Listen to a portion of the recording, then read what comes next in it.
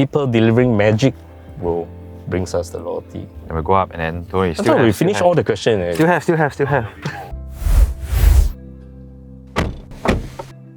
Hey everyone, welcome back to Sgcarmart Chats. So we have with us today Lawrence Tan. So he's the Managing Director of Performance Motors Limited. Lawrence, thank you so much for taking the time off to talk to us. Thanks, Desmond. Thanks for having me. Okay, so let's talk about milestones. Let's start with that, right? This is a big year for PML, 45 years, and it's also, I guess, your 1 year with the 1 year, 3 months. 1 year, 3 months with the distributor. So, first question is, how did you end up as MD of PML? Okay. I've been in the industry for 18 years and the last 17 years was with the same company. So I was pretty fortunate to able to progress through the different business, right, from after sales, new car sales, used car, finance and insurance. So it was a very enriching journey for me. And when the opportunity comes about for this role, so it was, to me, it's both a calling and a challenge at the same time. Right? So why is it calling? Because after years of experience gathered from all the other business, I felt that this is a role that I can finally put it all together to test. Right? And the challenge at the same time, of course, it is an exciting brand. It is a new role and a great company that has been for 45 years. And it is going through a historic transition. Right? As we all know, from a exclusive dealer for BMW to two dealers, so I see that as a big challenge that I would like to be a part of. So the rest is history, of course. And obviously, I feel obliged to have to ask, right? So you mentioned that you were at a brand for 17, 18 years, and for people who perhaps don't really know, it was another luxury brand that you would say are direct competitors with BMW. So I guess the obvious question to ask is, what's similar in any way and what's sort of very different? And there is obviously the obvious question of, what's it like, working with Germans versus Japanese? I'll take the question one at a time. Similarity, I think both companies very, very focused on customer centricity. As they probably should. Delivering excellent customer experience, building trust. Those are building blocks of customer loyalty. And very focused on the digitalization, right, to building an omni-channel customer journey. So use of data for CRM, for driving performance. One difference that for me is Performance Motor is part of BMW Group, so that's headquarters in Malaysia. So with that, and they have a huge regional presence, a lot of BMW dealerships in the neighboring countries, Malaysia, Indonesia, Thailand. So the level of collaboration that we have, right, this unlocks a lot of potential that we can use to resources to tap on, best practice sharing, and even benefit our customers, right? And of course, the Ubi facility also now houses BMW Motor, and I feel like I'm obliged to ask about it because I ride a bike, right? So, do you think there's a growing sort of importance or significance of the two-wheeler market, and how does that factor into PML's sort of broader objectives? I think BMW Motor always has been a very significant part of our business, right?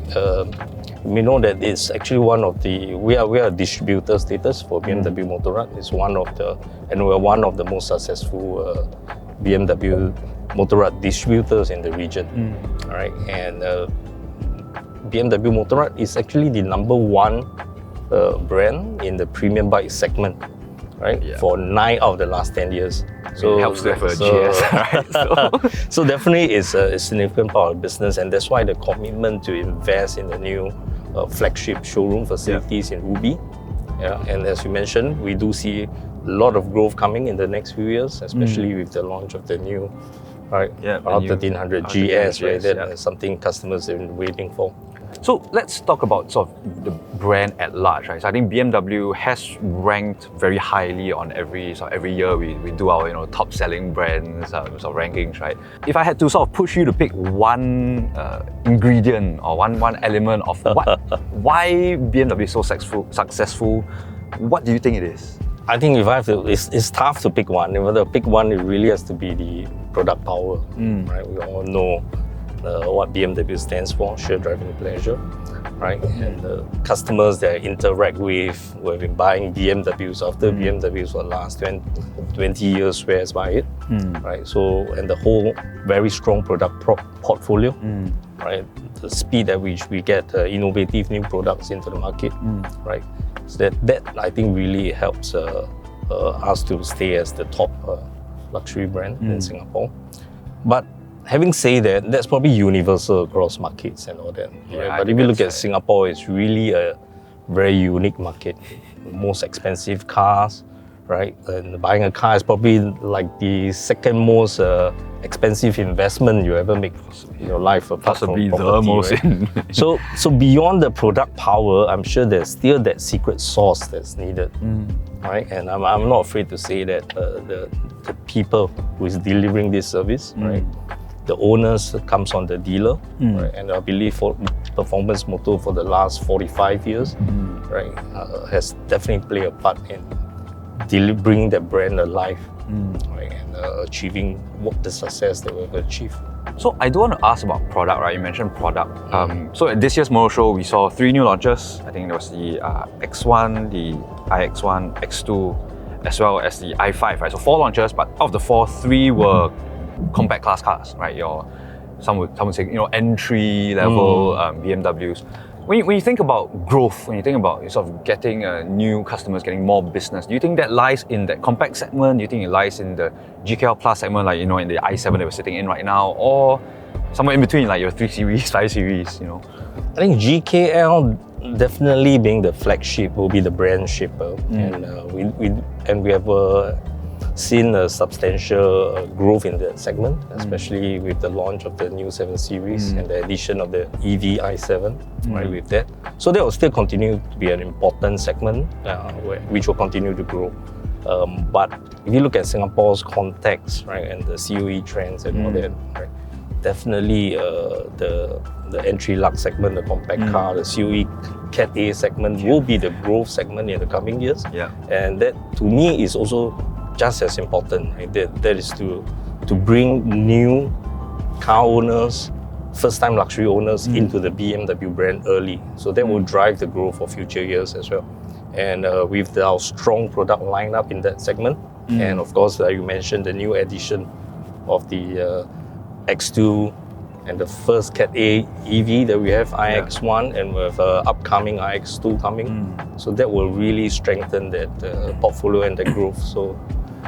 So you mentioned EVs, and I think this is a very natural lead-on question because I think we all have to talk about EVs, right? So I think perhaps a little bit surprising to me, so BMW in the EV segment were the 3rd best-selling brand last year, and it was really quite close. I think you guys were a couple of units off, number 2 or something like that. So perhaps why do you think sort of BM EVs have been quite popular with customers?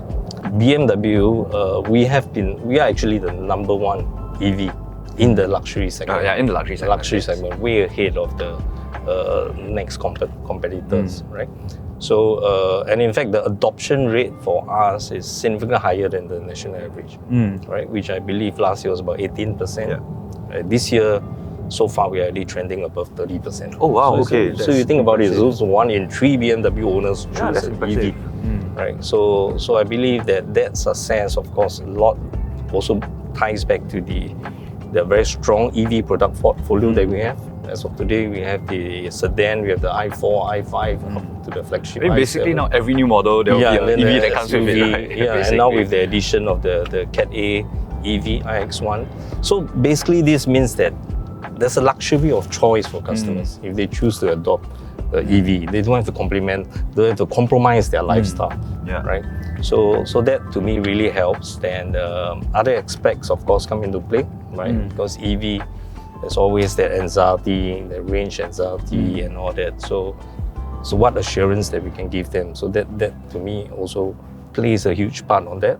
We have a most comprehensive suite of charging solutions that we offer to our customers, right? So apart from just home wall box and all that, you can choose whichever service provider. We have a whole suite of service providers, right? So based on your lifestyle, where you stay, So all the options are available. That helps to address a lot of the anxiety or concerns that customers may have. We do have to talk about the fact that yes, there are now 2 dealers for BMW in Singapore. I mean, that obviously brings questions about competition and stuff like that. So, on your end, so what's PML doing to differentiate yourself, to keep your customers connected, and how does it change the way you interact with customers? The fact that there are 2 dealers. I think for me, I've no baggage of that, because by the time I joined, it was already a 2 dealer setup, right?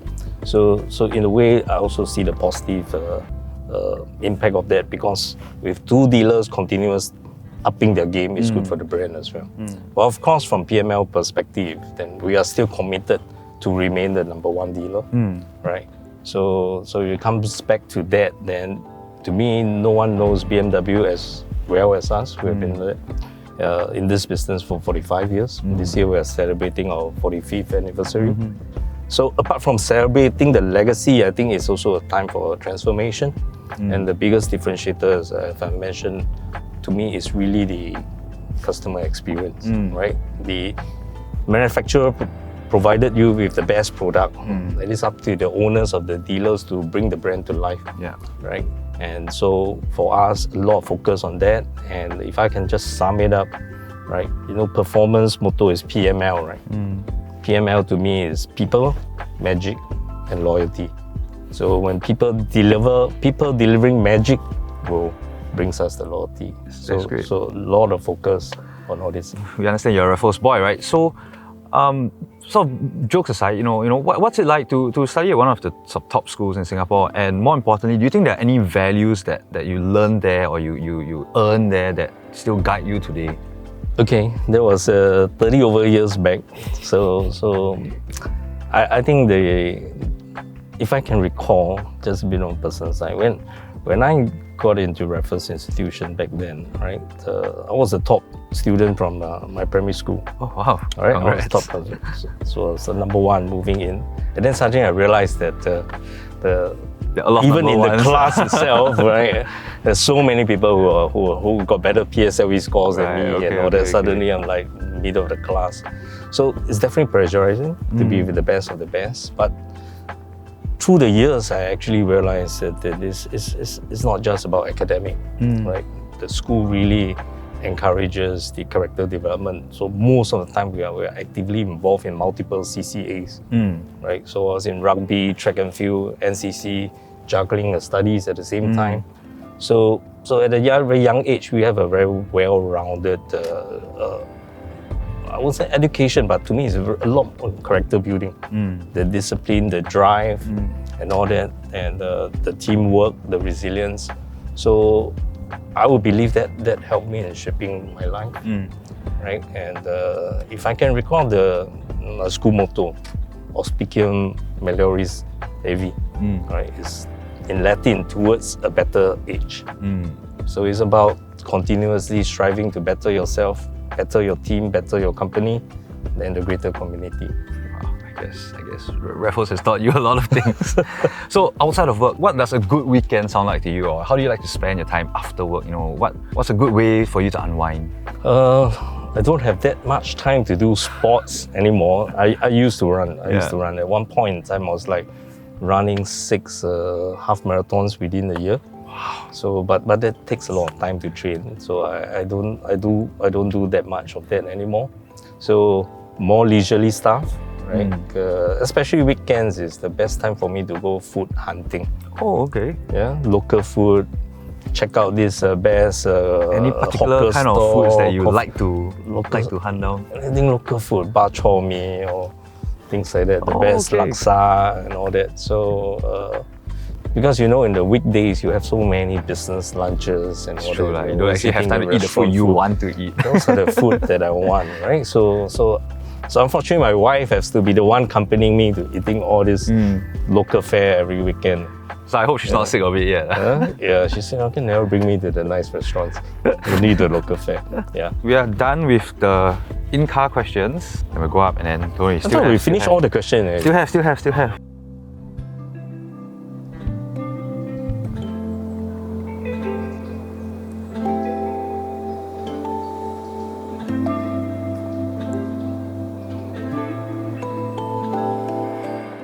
Hey everyone, so we are back in the studio and Lawrence has already started practicing. So continue practice because this is more challenging than it may look on its surface. I can really feel it. Yeah, but to make it even more challenging, I will continue to ask you questions so that you need to multitask. Okay. So just curious, what's the first thing on your mind when you wake up, and typically what's the last thing on your mind before you fall asleep? Last thing before I fall asleep, usually I fall asleep quite fast, so I don't remember last thing, but always I try to recollect what makes me happy for the day, right? So first thing I wake up in the morning, of course I go through all the schedule that I have for the day, and the most important thing to me is how to make this day count, right? Very positive. So this question clearly wasn't written by me, it was written by someone younger. But the question is, TikTok, Instagram, Facebook, rank in order of preference. And perhaps the first question, do you have any of those things? I have. If I rank them in order of preference, it's IG, Facebook, the last will be TikTok. That's still a bit too young for me. All right. You know what's the funny thing? I've come to realize that as different generations age, there is now a generation that has no idea what Facebook is, which is very strange to me, but it's apparently true. I skipped the whole Facebook generation. I skipped straight to IG. Oh, really? I don't really have a Facebook account. Yeah. Wow. But I stay in tune with Facebook because I know need to know what the social media is talking about. Yeah. But I skip that. Okay, that's interesting. Because I don't belong to the old generation. So you're much younger I skip straight to IG. Much younger at heart. Yeah. Okay, there's a question about sort of go-to coffee places. Ya Kun, Toastbox. Do you think one is better than the other? Do you have a preference? Ya Kun for me. Why Ya Kun over Toastbox? Okay, there's one official part to that, but I won't talk too much on that. But I think I do love Ya Kun's half-boiled eggs more. Yeah, so that appeals. It's more a matter of personal taste. And as far as if we are sort of going to play A and Bs, right? As far as the sort of different automotive areas in Singapore, Linky versus Ubi, which is better? Which do you prefer? What's your opinions on either side? Linky for sure. I grew up in Linky. You spent a lot of time in Linky. We briefly touched on this in the car just now, but after a long day of work, how do you find is the best way of winding down for yourself? So we talk about, like I said, a work day, we talk about weekends. Like how do you like to wind down, after a long day of meetings and stuff, and you head back? Actually, the first part of my winding down is to make sure I have a smooth drive back in my BMW uninterrupted. So that is a form of relaxation for me. And how often do you get uninterrupted drive home? Usually by the time I get back, it's pretty good. Okay, so you're not getting home. The highways are good. You're not getting home when the sun is still in the sky. Yeah, no one is holding me back. So that's part of my relaxation. Yeah. And I mean, perhaps last question before I let you properly focus and practice. We are sort of a third of a way into 2024, right? So what are you most excited for this year? I think my team will love to hear this. I'm most excited about PML 45. Right, this year is our year of celebration of the 45th anniversary. Are there big things coming up? I think it's not just a one big bang thing, right? It's a whole series of projects, initiatives that we have lined up, and we'll be continuously unveiling them. Right? Some of the big projects, which we already seen the Ubi opening, the Full Service Factory, the new Retail Next showroom at 303 that will be opening soon, and a lot of other customer engagement initiatives, a lot of new service innovations that we're launching. So we're not letting the cat out of the bag all at one go, but we are spacing it out throughout the 12 months. But so sounds like a busy year for your... Will be, definitely. Okay, that's all the questions I have. Now you can practice more, and then when you have enough practice, we can set a time. Okay. And the objective is, don't be here. I know I'm stuck. Not so simple, right? Not so simple. It's actually... Not simple when there's a lot of people staring at you. Pressure.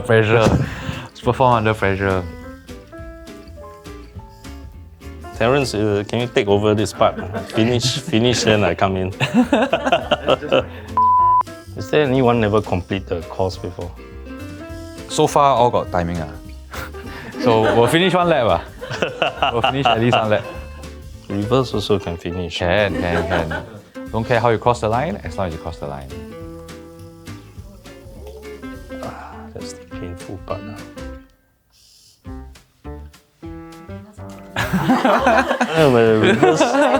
Reverse a bit slow. Okay, let's try. Oh, really? How many Set tries? time? One try. We can give you a few lah, but we cannot take 2 hours here lah. Here? Yeah. Okay. Come on, can do it. Alright, so we're done with our interview. Lawrence, you're done with your practice, I hope. So now it's time for you to set a lap time. So we are going to count you down and then it's all yours. Okay, let's do it. On go. 3, 2, 1, go. Okay, looking good so far, Aye. Okay, and almost reaching the end,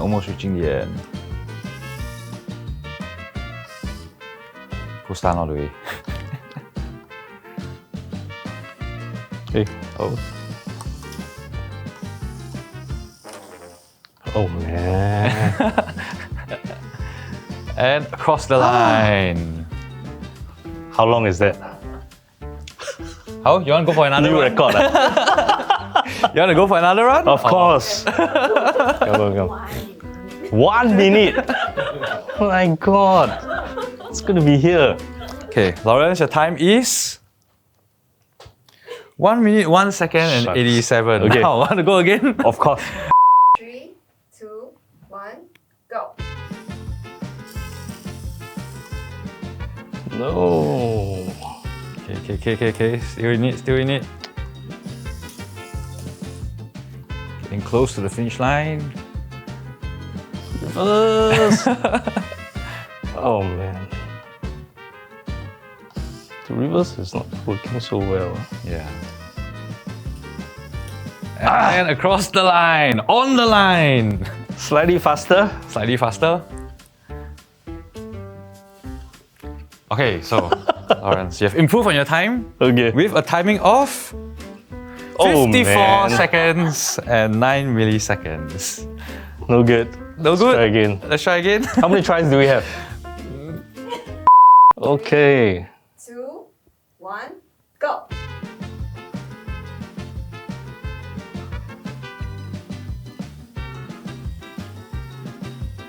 Okay, nice and smooth. Okay, this is a tricky corner.